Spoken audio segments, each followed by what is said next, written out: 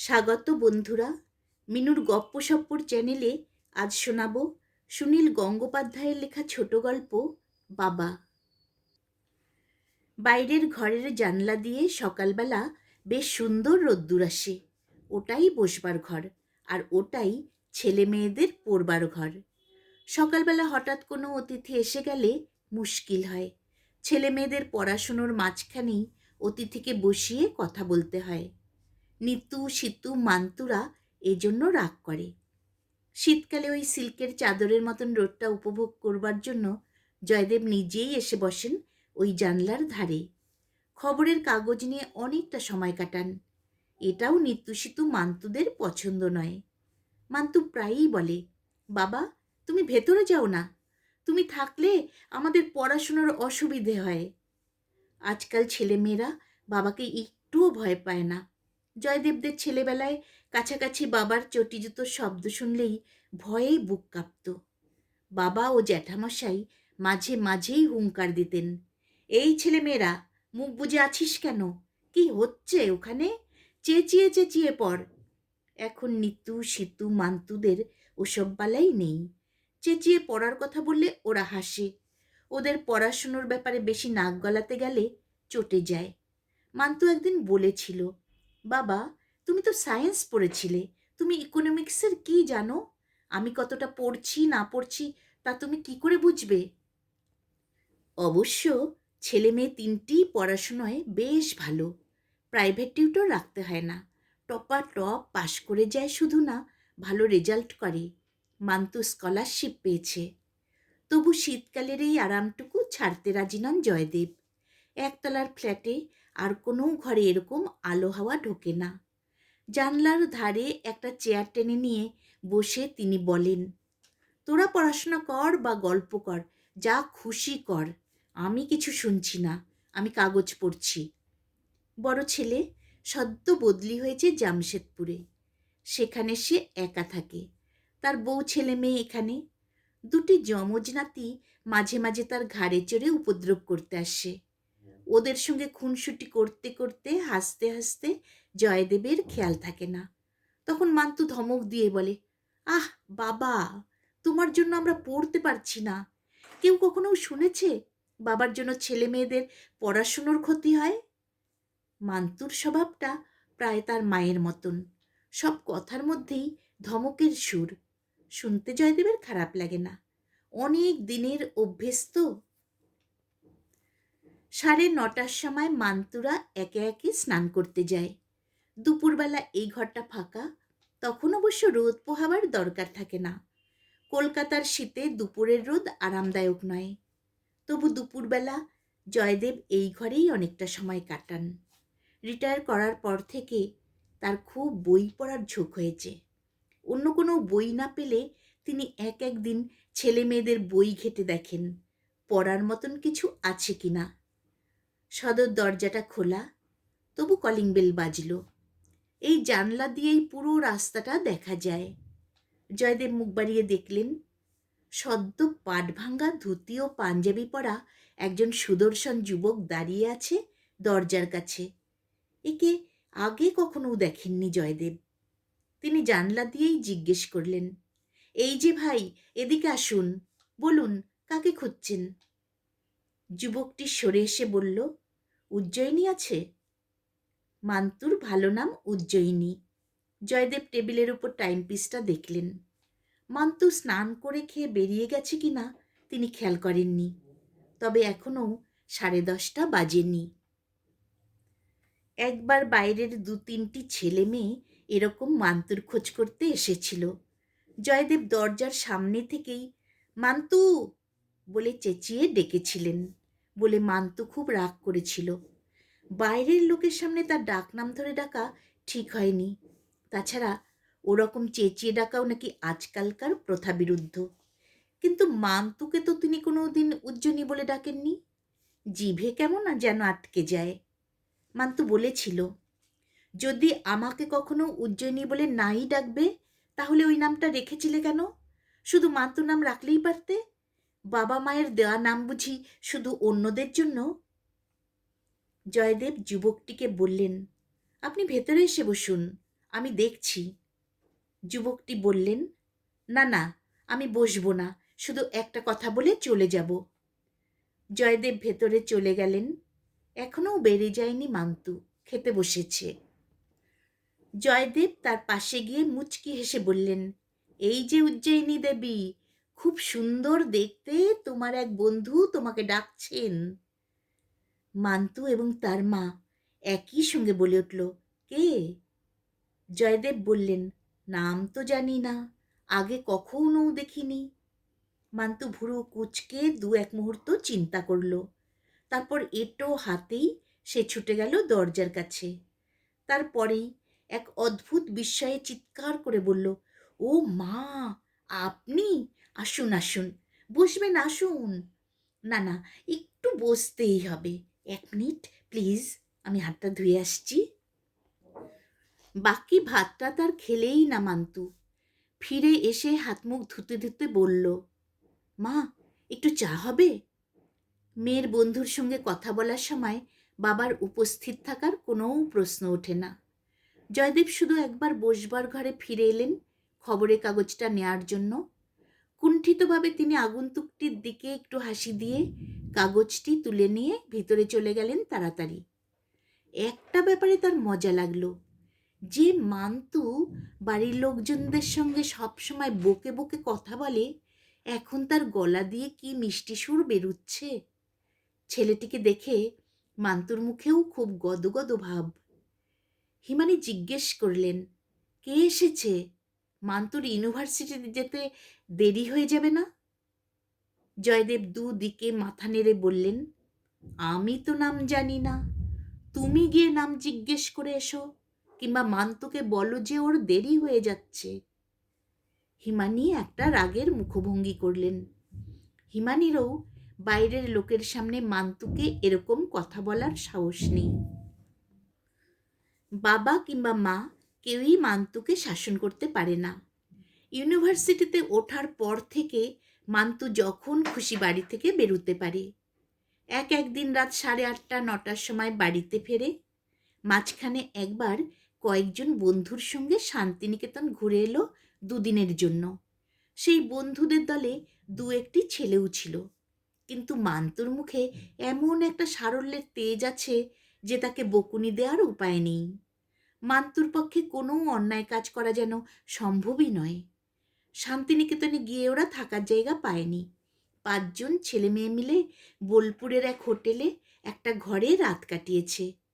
মান্তু নিজেই এই গল্প শুনিয়েছে মজা করে, যেন এই কাহিনী শুনে বাবা মায়ের মনে করার মতন কোনো ব্যাপারই থাকতে পারে না।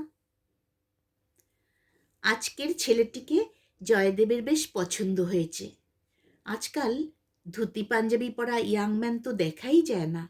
শুধু সেজন্য নয়, ওর মুখে বেশ একটা ব্যক্তিত্বের ছাপ আছে, দেখলেই বোঝা যায় ভালো পড়াশুনো জানে। জোর করে ধরে বেঁধে কিংবা নিজেরা সম্বন্ধ করে মান্তুর যে বিয়ে দেওয়া যাবে না, তা জয়দেব আর হিমানি দুজনেই জানেন। সে চেষ্টাও তারা করবেন না। কি একটা প্রসঙ্গে মান্তু একদিন হিমানিকে বলেছিল, আমার যেদিন ইচ্ছে হবে সেদিন যাকে খুশি বিয়ে করব, তোমরা তার আগে একটি কথা উচ্চারণ করতে পারবে না। তবু হিমানি মেয়ের বিয়ের চিন্তা করেন। রাত্রিরে শুয়ে শুয়ে জয়দেবকে বকুনি দেন। জয়দেবকে তখন বলতে হয়, মান্তু যাকে পছন্দ করবে সে কখনো খারাপ হতে পারে না। আজকের এই যুবকটি যদি মান্তুর সেই পছন্দের পাত্র হয়, তাহলে দুজনকে সুন্দর মানাবে। সন্ধেবেলা জয়দেব জিজ্ঞেস করলেন, আজ যে ছেলেটি এসেছিল ওর নাম কি রে? মান্তু ভুরু তুলে বলল, ছেলেটি? কোন ছেলেটি? অরুণাভ রায়। বাবা, তুমি কি আশ্চর্য! অত বড় একজন লোক, তাকে তুমি ছেলে বলছো? তোমার চোখে কি সবাই বাচ্চা? তুমি এমন কিছু বুড়ো হওনি। জয়দেব হাসতে হাসতে বললেন, তোর বন্ধু তো, সেই জন্যেই ছেলে বললুম। রাস্তায় ঘাটে এমনি দেখলে ভদ্রলোক বলতুম। মান্তু একই রকম বিস্ময়ের সঙ্গে বলল, আমার বন্ধু? তুমি পাগল হয়েছ? উনি অরুণাভ রায়, কত বড় নামকরা লোক। উনি যে নিজে আমাদের বাড়িতে আসবেন আমি প্রথমে চোখে দেখেই বিশ্বাস করতে পারিনি। আমার সঙ্গে একদিন মাত্র আলাপ হয়েছিল। খুব নামকরা লোক। সিনেমা করেন বুঝি? বাবা, তোমাকে নিয়ে আর পারা যায় না। সিনেমার লোকের সঙ্গে আমি আলাপ করতে যাব কেন? তারাই বা কেন আমাদের বাড়িতে আসবে? অরুণাভ রায় খুব বড় একজন কবি, যৌবন পত্রিকার সম্পাদক। তোমরা তো কিছু পড়ো না, তাই নাম জানো না। ওনাকে নিয়ে আমাদের এই গলি থেকে বেরুতেই একটি ছেলে ওনার কাছে অটোগ্রাফ চাইল। জয়দেব সত্যিই অরুণাভ রায়ের নাম শোনেননি, যৌবন পত্রিকাও চোখে দেখেননি। তিনি এবারে মেয়েকে একটু ধমক দিয়ে বললেন, তা ওরকম একজন নামকরা লোক বাড়িতে এসেছিলেন, আমার সঙ্গে আলাপ করিয়ে দিলি না কেন? তোমার সঙ্গে আলাপ করিয়ে দিলে তুমি কি কথা বলতে? তুমি তো ওনার একটা লেখাও পড়নি। তুমি ওনার নাম শুনে চিনতে পারতে? উল্টো পাল্টা কী সব বলে ফেলতে। হিমানি শ্লেষের সঙ্গে বললেন, কবিদের সঙ্গে কথা বলতে গেলে সবসময় বুঝি কবিতায় কথা বলতে হয়? অন্য কোনো বিষয় নিয়ে ওনারা কথা বলেন না? জয়দেব বললেন, আমি ঠিক কথা বলতে পারতুম। জানিস, একসময় আমিও কবিতা লিখতুম। বাবা, তুমি কবিতা লিখতে? মান্তু এবারে হেসে সারা শরীর দোলাতে লাগলো, যেন এরকম মজার কথা সে সারা জীবনে শোনেনি। বাবা শ্রেণীর লোকেরা কবিতা লিখবে, এরকম অবিশ্বাস্য ব্যাপার যেন হয় না। তার ধারণা কবিরা চির যৌবনের প্রতীক, তারা কখনো বাবা বা জ্যাঠামশাই হয় না। তুমি সারা জীবন রেলের চাকরি করে এলে, তুমি কবিতা লিখতে? রেলে চাকরি করলে বুঝি কবিতা লেখা যায় না? তোর মাকে জিজ্ঞেস করে দেখ। হিমানি এই সময় ব্যস্ততার ভান দেখিয়ে বললেন, যা, যত সব পাগলের কাণ্ড। বিয়ের পর চাকরি জীবনে প্রথম ট্রান্সফার হয়ে আদ্রা জংশনে থাকার সময় জয়দেব মেঘদূতের যক্ষের স্টাইলে হিমানিকে লম্বা লম্বা কবিতায় চিঠি লিখতেন। সেই চিঠিগুলো হিমানি নষ্ট করেননি। কয়েকদিন আগেও বড় ট্রাঙ্কটা গোছাবার সময় সেই পত্রকাব্য বেরিয়ে পড়েছিল। জয়দেব সেগুলি পড়ছিলেন, আর হিমানি বারবার তাড়া দিয়ে বলছিলেন, এই কি করছো কি? ওগুলো ভেতরে রেখে দাও, ছেলেমেয়েরা দেখে ফেলবে। পরদিন দুপুরে যদিও বসবার ঘরে কেউ নেই, তবু অনেকটা চোরের ভঙ্গিতে জয়দেব মান্তুর খাতাপত্র ঘাঁটতে লাগলেন। হ্যাঁ, তিনি ঠিকই আন্দাজ করেছিলেন, মান্তু কবিতা লেখে। তার দুখানা খাতা ভর্তি শুধু কবিতা। পাতা উল্টে উল্টে সেগুলো তিনি পড়লেন অনেকক্ষণ ধরে, কিন্তু কিছুই প্রায় বুঝতে পারলেন না। এসব আধুনিক কবিতা, ছন্দ নেই, মিল নেই, মাথামুন্ডু কিছুই নেই মনে হয়। কারা এসব পড়ে কে জানে? তবু পড়তে পড়তে জয়দেব গভীর বিস্ময় বোধ করতে লাগলেন। এই সব অদ্ভুত জটিল সব বিষয়, চিন্তা, শব্দ মান্তুরই তো মাথা থেকে বেরিয়েছে। যতই বড় বড় ভাব করুক, মান্তু তো এখনো ছেলে মানুষই। ভূতের গল্প শুনলে বা পড়লে রাত্রির বেলা একা একা বাথরুমে যেতে ভয় পায়। পরীক্ষার রেজাল্ট বেরোবার আগের দিন এখনও কেঁদে কেঁদে চোখ ফোলায়। পাগলের মতো আচার খেতে ভালোবাসে। সেই মান্তুর একটা আলাদা চিন্তার জগৎ আছে, যা বাবা হয়েও জয়দেব কিছুই জানেন না। কখন লেখে মান্তু এসব কবিতা? এক একদিন মান্তু অনেক রাত অবধি জেগে থাকে, পড়াশোনা করে। সেই পড়াশুনো করার নামে সে এসব লিখে লিখে পাতা ভরায়। মান্তুর কবিতা কি ছাপা হয়েছে কোথাও? নইলে আধুনিক কবি অরুণাভ রায় দেখা করতে এলো কেন মান্তুর সঙ্গে? মান্তুকে এই কথাটা জিজ্ঞেস করতে হবে অনেক কায়দা করে। জয়দেব লুকিয়ে লুকিয়ে মান্তুর কবিতার খাতা দেখেছেন, এটা জানতে পারলে মান্তু রেগে যাবে। দুপুরবেলা হিমানি সিনেমা দেখতে গেলেন তার বোনের সঙ্গে। দুপুরে জয়দেবের আর কাটতে চায় না কিছুতেই। তার দুপুরে ঘুমানো অভ্যেস নেই, কিন্তু সিনেমা দেখতে গেলেই তার চোখ জুড়ে রাজ্যের ঘুম নেমে আসে। সেই জন্য হিমানি তার স্বামীকে সিনেমায় নিয়ে যেতে চান না। তাছাড়া বাড়ি পাহারা দেওয়ারও ব্যাপার আছে। ফাঁকা বাড়ি, দোতলার বাড়িওয়ালারাও পুরীতে বেড়াতে গেছে। রাস্তায় আজ কোনো ফেরিওয়ালার ডাকও শুনতে পাওয়া যাচ্ছে না। নাতি দুটো বাড়িতে নেই। জয়দেব যেন কোনো দিন এমন একা বোধ করেননি। একবার তিনি এ ঘরে গিয়ে বসছেন, আবার অন্য ঘরে যাচ্ছেন। হঠাৎ তার মাথায় একটা চিন্তা খেলে গেল। বড় ট্রাঙ্কটা খুলে তিনি পুরনো চিঠিগুলো আবার পড়তে লাগলেন। মোট 8খানা কবিতা। তখন জয়দেবের বয়স ছিল 27 আর হিমানির 21। পড়তে পড়তে মৃদু মৃদু হাসতে লাগলেন জয়দেব। তার মনে পড়ে গেল এক রাত্রিরেই তিনি হিমানিকে 3খানা চিঠি লিখেছিলেন। এই কবিতাগুলো ছাপানো যায় না? হিমানির নামটা বাদ দিয়ে দিতে হবে অবশ্য, কিন্তু কবিতাগুলো মোটেই খারাপ হয়নি। যা সব লেখা হচ্ছে আজকাল, সেই তুলনায় লোকে এই কবিতা পড়ে মানে বুঝবে, আনন্দ পাবে। সাদা কাগজ নিয়ে জয়দেব 2টি কবিতা কপি করলেন। তারপরে একটা নতুন কবিতা লিখে ফেললেন। নিজের এই ক্ষমতায় নিজেই অবাক হলেন তিনি। বাহ, বেশ এসে যাচ্ছে তো লাইনগুলো।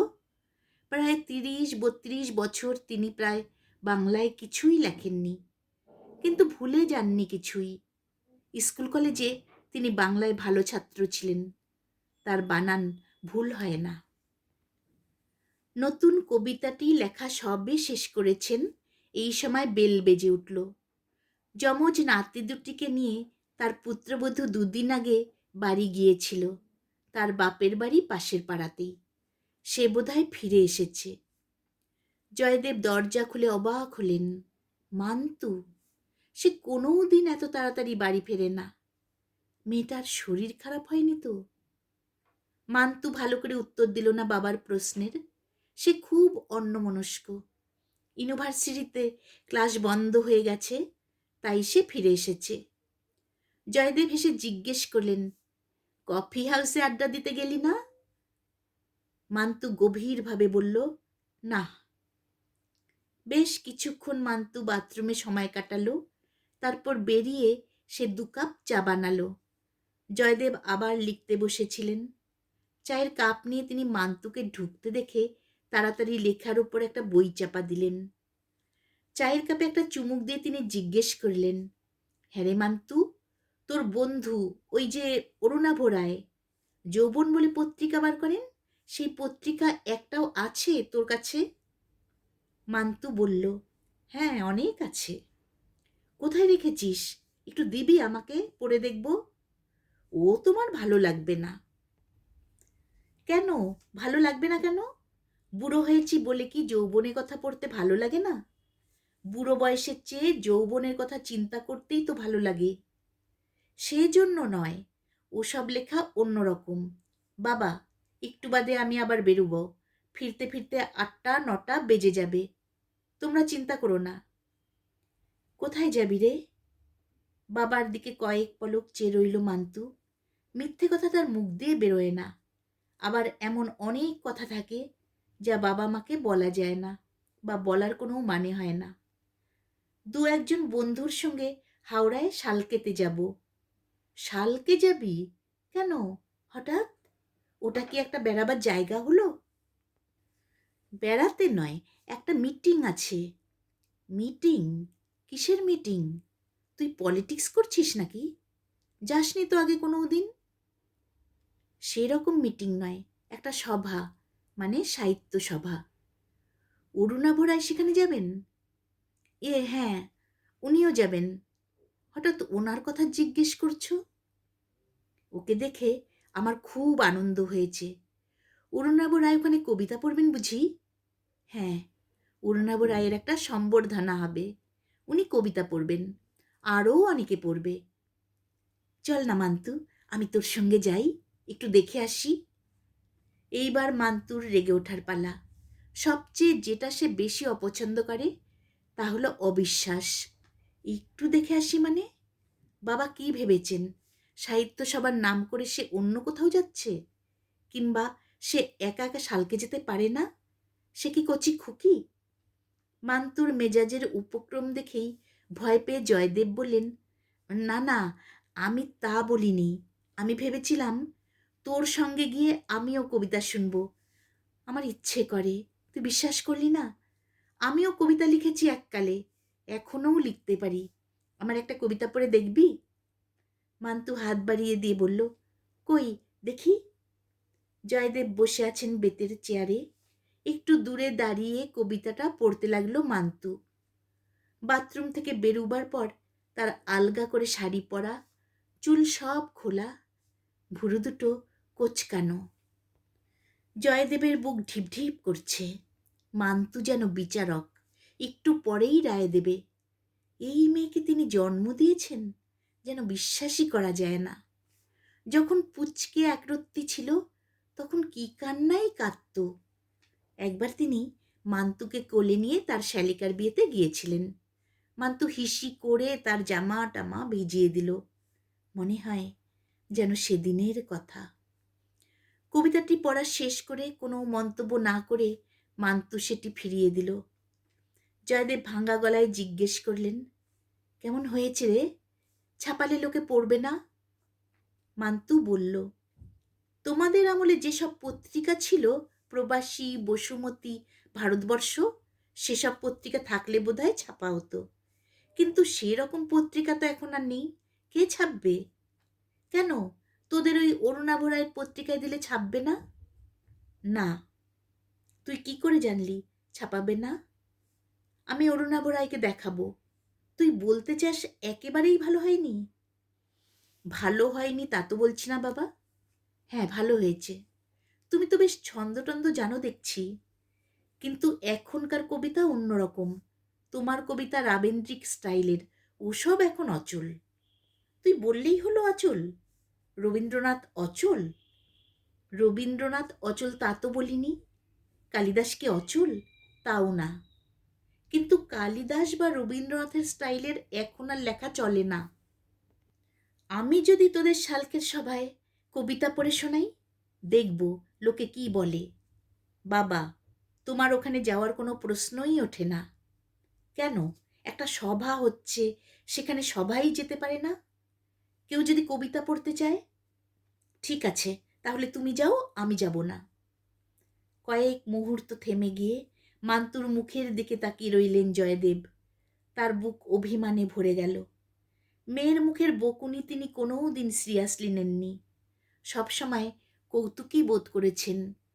কিন্তু আজ যেন মান্তুর গলায় একটা তিক্ততা ফুটে উঠেছে। তিনি আস্তে আস্তে বললেন, ও, আমি সঙ্গে গেলে তোর বুঝি অপমান হবে? ঠিক আছে, আমি যাব না, তুই যা। মান্তুর চোখ জলে ভরে গেল। ঝোঁকের মাথায় সে বেশি কঠিন সুরে কথা বলে ফেলেছে বাবার সঙ্গে। কিন্তু কি করে সে বাবাকে বোঝাবে? সে উজ্জয়িনী সেন, শালকিয়ার একটি সাহিত্য সভায় যাবে। স্বয়ং অরুণাভ রায় তাকে নিমন্ত্রণ করেছেন। সেখানে সে আজ কবিতা পড়বে। সেখানে কি সে তার বাবাকে সঙ্গে করে নিয়ে যেতে পারে? সবাই হাসাহাসি করবে না? তার উপর বাবা যদি সেখানে গিয়ে নিজের ওই অদ্ভুত কবিতা পড়ার জন্য বায়না ধরেন, তাহলে তারপর সে আর কারুর কাছে মুখ দেখাতে পারবে? তার বাবা পৃথিবীর শ্রেষ্ঠ বাবা। তিনি মান্তুকে কত স্বাধীনতা দেন, কত ভালোবাসেন। কিন্তু তা বলে বাবাকে তো সে কবি হিসেবে মেনে নিতে পারে না। বাবা যদি অরুণাভ রায়কে ওইসব কবিতা ছাপার জন্য বিরক্ত করেন, তাহলে অরুণাভ রায় ভয়ে আর এদিক মারাবেন না। মান্তুকে এড়িয়ে চলবেন। মান্তুর লেখাও ছাপবেন না।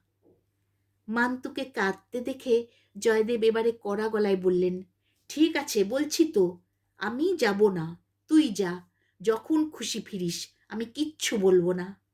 বাবা, আর ন্যাকামি করিস না মান্তু, এর মধ্যে কাঁদবার কি আছে? না হয় আমি ভুল করে একবার যাওয়ার কথা বলে ফেলেছি। আমার সঙ্গে যেতে তোর অপমান বোধ হবে, তা তো বুঝিনি। আর কোনো দিন বলবো না। চেয়ার ছেড়ে উঠে চটি ফটফটিয়ে জয়দেব চলে গেলেন রান্নাঘরের দিকে। তার আর এক কাপ চা খেতে হবে। তিনি নিজেই চা বানিয়ে নেবেন।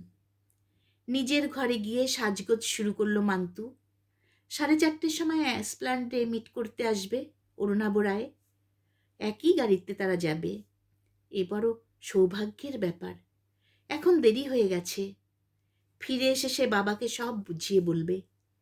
বাবা যদি লিখতেই চান তাহলে প্রবন্ধ লেখার চেষ্টা করতে পারেন। সাজ শেষ করে মান্তু বেরিয়ে দেখল রান্নাঘরের সামনের বারান্দায় দাঁড়িয়ে আছেন বাবা, হাতে চায়ের কাপ, ধুতির ওপর গেঞ্জি পরা, কণ্ঠার হাড় দুটি স্পষ্ট, মুখে যেন একটা কালো ছাপ পড়েছে। মান্তুর বুকটা ধক করে উঠল। বাবা যে এত রোগা হয়ে গেছেন এতদিন যেন সে লক্ষ্যই করেনি। কি অসহায় তার দাঁড়াবার ভঙ্গি, যেন এই পৃথিবীতে তার আর কোনো মূল্যই নেই। মান্তুর ইচ্ছে করল তার হাতের খাতাটা ছুঁড়ে ফেলে দিতে। কোনো দরকার নেই শালকে যাওয়ার। সে বাবার গলা জড়িয়ে ধরে বলবে, বাবা তুমি রাগ করো না, তোমাকে এরকম ফাঁকা বাড়িতে আমি একা রেখে যেতে পারি? বাবা তুমি যখন কবিতা লিখতে তখনকার গল্প বলো, তোমার অন্য কবিতাগুলো পড়ে শোনাও, সব কটা পড়ো। বাবা তুমি রবীন্দ্রনাথকে চোখে দেখেছ? বাবা তুমি কি মাকে কখনো কবিতা পড়ে শুনিয়েছ? এই রকম গল্প, অনেক গল্প হবে বাবার সঙ্গে। কিন্তু 4:30 বাজতে আর বেশি বাকি নেই। কথা দেওয়া আছে অরুণাভ রায়রা দাঁড়িয়ে থাকবে, হয়তো অনেকক্ষণ অপেক্ষা করবে মান্তুর জন্য। ওদের দেরি হয়ে যাবে। বাবা আমি আসছি বলেই ছটফটিয়ে বেরিয়ে গেল মান্তু।